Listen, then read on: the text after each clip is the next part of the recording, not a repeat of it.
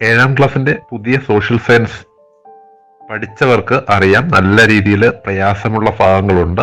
ആദ്യത്തെ 2 ചാപ്റ്ററുകൾ നല്ല രീതിയിൽ കാണാതെ പഠിക്കാനുള്ള ഒരുപാട് കാര്യങ്ങളുണ്ട്. അതിനോടൊപ്പം 3-4 ചാപ്റ്ററുകൾ കുറച്ചുകൂടി എളുപ്പമാണ്. USS പരീക്ഷയ്ക്ക് നമുക്ക് ഈ പുതിയ പുസ്തകം ഫുൾ കംപ്ലീറ്റ് ചെയ്ത് ഏകദേശം 10ഓളം ചാപ്റ്റർ നിർബന്ധമായും കംപ്ലീറ്റ് ചെയ്യേണ്ടി വരും. അപ്പോൾ അതിനുവേണ്ടിയുള്ള തയ്യാറെടുപ്പുകൾ നമുക്ക് ഇപ്പോഴേ തുടങ്ങേണ്ടതുണ്ട്.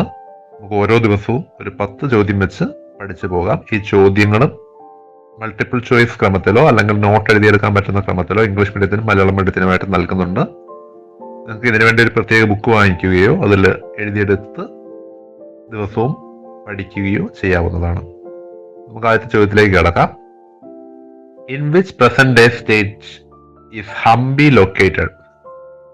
ഹംപി, ഈ പേര് കേട്ടിട്ടുണ്ട്. ഹംപി എവിടെയാണ് സ്ഥിതി ചെയ്യുന്നത്? ഹംപി സ്ഥിതി ചെയ്യുന്നത് കർണാടകയിലാണ്. Which dynasty was the first to rule Delhi as the centre of power?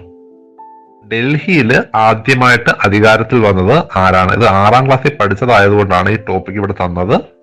നമ്മുടെ 1ാമത്തെ ചാപ്റ്ററിൽ 7ാം ക്ലാസ്സിന്റെ 1ാമത്തെ ചാപ്റ്ററിൽ തൊമരെ കുറിച്ച് പറയുന്നില്ല. എന്നിരുന്നാലും ഒന്ന് ആലോചിച്ച് വെച്ചേക്കുക. തൊമര രാജവംശമാണ് ആദ്യമായിട്ട് അധികാരത്തിൽ വരുന്നത് ഡൽഹിയിൽ. നിങ്ങൾക്ക് നോട്ടായിട്ട് ഈ പദങ്ങൾ എഴുതി വയ്ക്കാവുന്നതാണ്, ഈ ചോദ്യങ്ങൾ എഴുതി വയ്ക്കാവുന്നതാണ്. ഈ ചോദ്യങ്ങളെയാണ് മൾട്ടിപ്പിൾ ചോയ്സ് ക്രമത്തിൽ സംശയമുണ്ടാക്കുന്ന രീതിയിൽ കുട്ടികൾക്ക് നൽകുന്നത്, MCQ ക്വസ്റ്റ്യൻസ് ആയിട്ട്. ഡൽഹി അധികാര കേന്ദ്രമാക്കി ആദ്യം ഭരണം തുടങ്ങിയ രാജവംശം തൊമര രാജവംശമാണ്. മുഗൾ രാജവംശത്തിന്റെ ആസ്ഥാനം ഡൽഹിയാണ്. ദക്ഷിണേന്ത്യയിൽ നിലനിന്നിരുന്ന പ്രധാന രാജവംശം വിജയനഗര രാജവംശമാണ്. വിജയനഗരയോടൊപ്പം ചോള രാജവംശവും ഉണ്ട്. നമുക്ക് പുസ്തകത്തിൽ പഠിക്കാനുള്ളത് വിജയനഗര രാജവംശമാണ്. വിജയനഗര രാജവംശത്തിന്റെ ആസ്ഥാനം ഹംപിയാണ്. ഹംപി ഇന്ന് സ്ഥിതി ചെയ്യുന്ന സംസ്ഥാനം കർണാടകയാണ്. What was the capital of Mughal dynasty? നിങ്ങൾ മൾട്ടിപ്പിൾ ചോയ്സ് ഉപയോഗിച്ച് ഉത്തരം എഴുതുന്നതിനേക്കാളും ചോദ്യം വായിക്കുമ്പോൾ ഉത്തരം ലഭിക്കുന്നുണ്ടോ എന്ന് നോക്കുക. അപ്പോൾ നമുക്ക് പരീക്ഷയ്ക്ക് എളുപ്പമായിരിക്കും. അല്ലെങ്കിൽ ഓപ്ഷൻ കാണുമ്പോൾ അതാണോ ഇതാണോ എന്നുള്ളൊരു സംശയം വരും. പിന്നെ ഒട്ടും അറിയാത്തവർക്ക് ഓപ്ഷൻ വായിച്ചു നോക്കുമ്പോഴത്തേക്ക് ഇപ്പൊ ആഗ്ര, ഡൽഹി, ജയ്പൂർ, ലാഹോർ, ഇതിൽ നമ്മൾ പുസ്തകത്തിൽ കേട്ടിട്ടുള്ളത് ഡൽഹി മാത്രമേ ഉള്ളൂ. 7ാം ക്ലാസ്സിന്റെ പുസ്തകത്തിൽ ആഗ്രയെ കുറച്ചുകൂടെ കേട്ടിട്ടുണ്ട്. പക്ഷെ ഏറ്റവും കൂടുതൽ ഡൽഹിയാണ്. ഉത്തരം ഡൽഹിയാണ്. In which dynasty was predominant in South India? South ഇന്ത്യയിലെ പ്രധാന രാജവംശം വിജയനഗര രാജവംശമാണ്. Present day state where Hampi is located? കർണാടകയാണ്. Which dynasty was the first to rule Delhi as the centre of power? തൊമരയാണ്. ക്യാപിറ്റൽ ഓഫ് എന്നുണ്ട്. Capital of Mughal dynasty Delhi.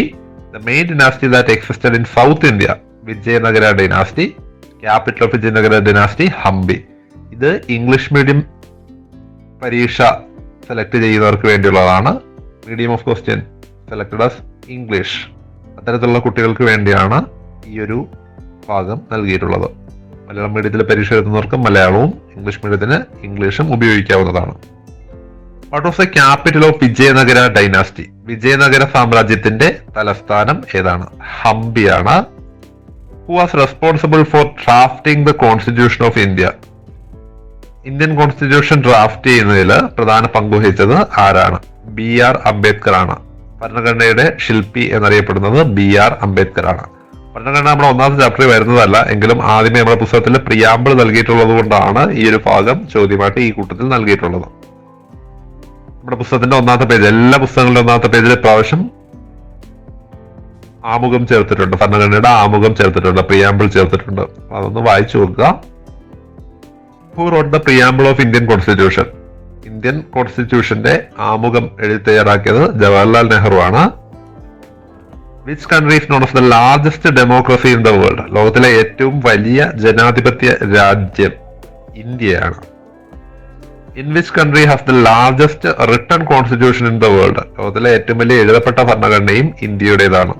ഇവിടെ ഒരു current affair ചോദ്യം കിടപ്പുണ്ട്. ഈ ചോദ്യം ലോകത്തിലെ ഏറ്റവും ജനസംഖ്യ കൂടിയ രാജ്യം. ലോകത്തിലെ ഏറ്റവും ജനസംഖ്യ കൂടിയ രാജ്യം ഇപ്പോൾ ഇന്ത്യയാണ്. UN കണക്ക് പ്രകാരം ഇന്ത്യയാണ്.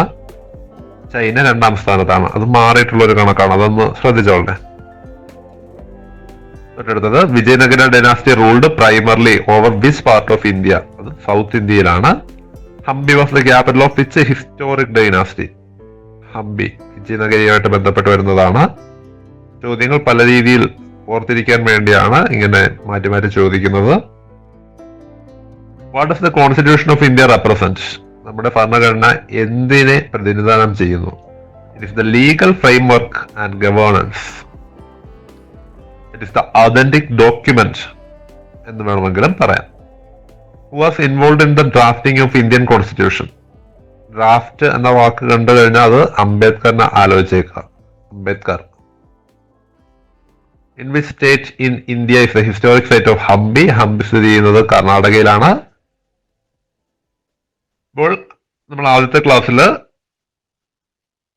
5 മുതൽ 10 വരെ ചോദ്യങ്ങളാണ് കംപ്ലീറ്റ് ചെയ്തിട്ടുള്ളത്. നാളെ ഇതുപോലെ ചെറിയ ചെറിയ ടോപ്പിക്കുകളായിട്ട് നമുക്ക് ഓരോ പാഠത്തിനെയും കീറി മുറിച്ച് ചർച്ച ചെയ്ത് പോകാം. നോട്ടുകൾ എഴുതി കംപ്ലീറ്റ് ചെയ്ത് വരികയാണെങ്കിൽ നല്ല രീതിയിൽ അത് മാർക്ക് ലഭിക്കാൻ നമുക്ക് ഓർത്തിരിക്കാനും എളുപ്പമായിരിക്കും. അതുകൊണ്ട് ഈ ചോദ്യങ്ങൾ എഴുതിയെടുക്കുക.